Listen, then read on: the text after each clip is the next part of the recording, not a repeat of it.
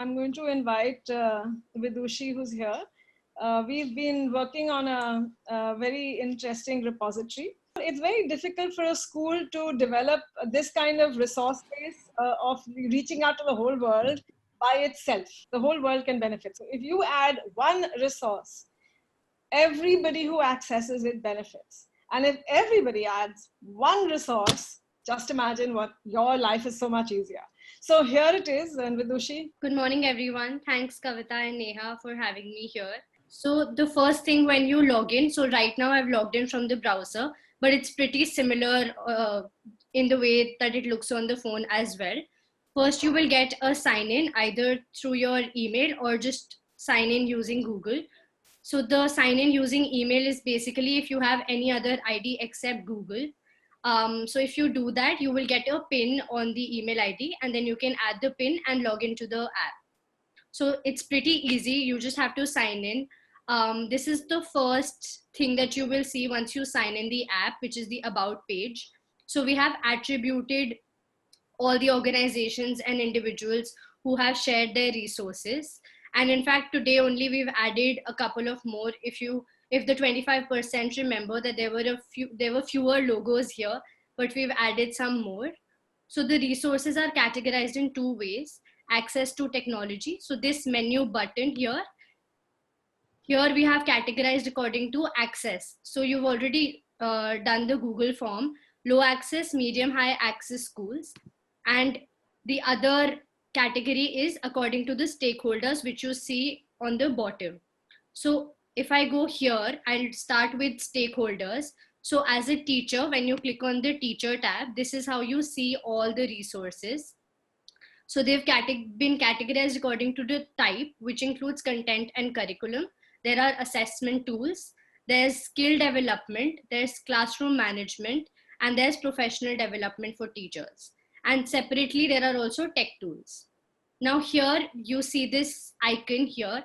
This is the filter icon. So for teachers, what we've done is that you can filter according to the grades. And there are some special categories also, like counseling, social emotional learning, special needs, or a tech policy of the school.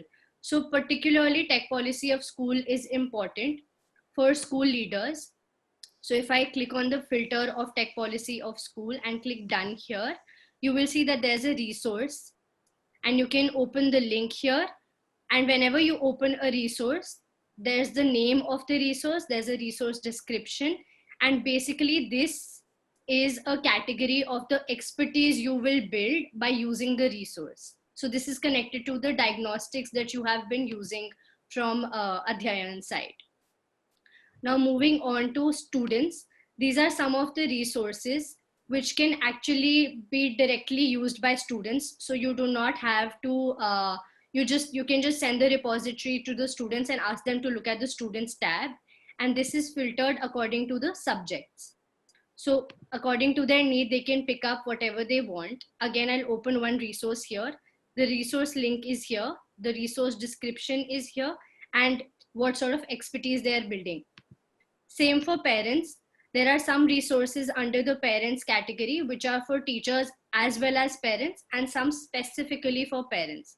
These again have been filtered according to the subjects. So either you can look at according to stakeholders, or you can click on the menu button on the top left and look at low access and medium high access school. Since the survey that we did, we had a mix of all the access schools. Here is how the resources will look like. This is the name of the resource.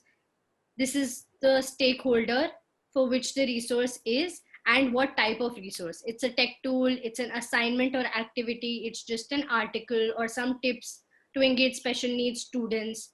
So this is the way all the resources look like. And when I open one of them, since this is the resource we recently added, so you can see K-12 is that basically it caters to all the grades.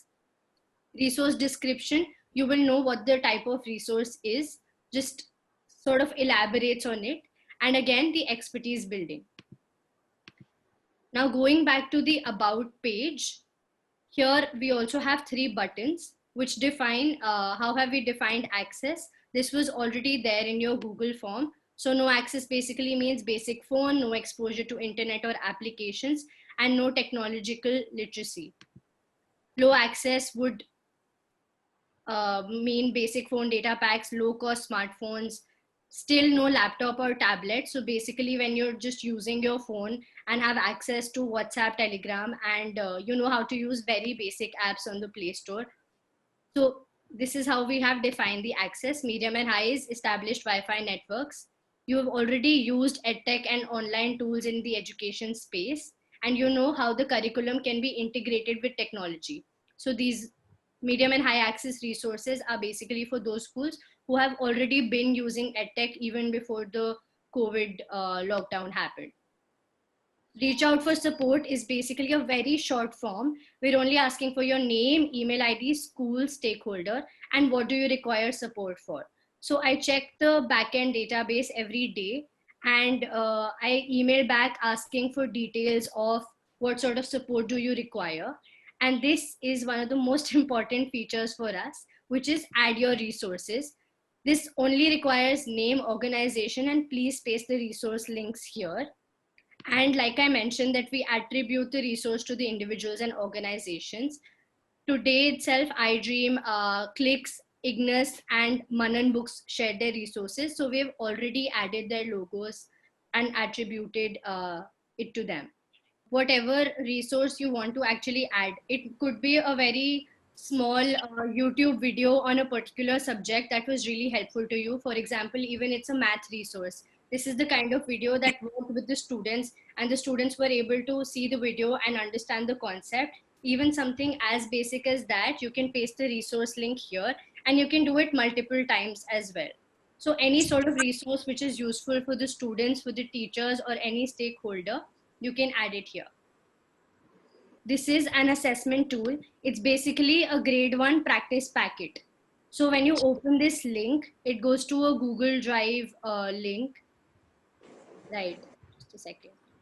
So this is basically a 30-page worksheet, which the parent can directly give to their students. This is just one example.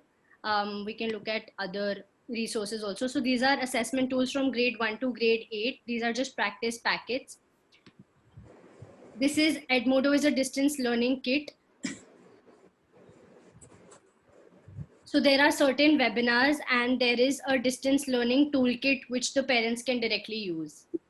Extensively, I've noticed that in schools now, the teachers and the school leaders have been designing activities for the students which involve both the students as well as the parents. There are both kind of resources which basically the parents can either directly give to the students, or they can engage and look at those resources together. For this particular Glide app repository, it doesn't take any memory in your phone. It's literally like a bookmark which shows on your phone screen where all the apps are. So that's also not a problem. Even if you have less memory in your phone, you really don't have to worry. So neither is this app taking any data except your email ID, which we have securely kept in our database. So that's not being shared anywhere. We might only use the sign-in details to reach out to you in case you have any problems or for feedback on the repository. So you will have to look into the app and find your resources. You can use filters and you can use the categories that we have already mentioned here. But in case you really want to look at something very specific, you can also reach out for support here. This second button, so you can reach out for support and we will actually help you find that resource.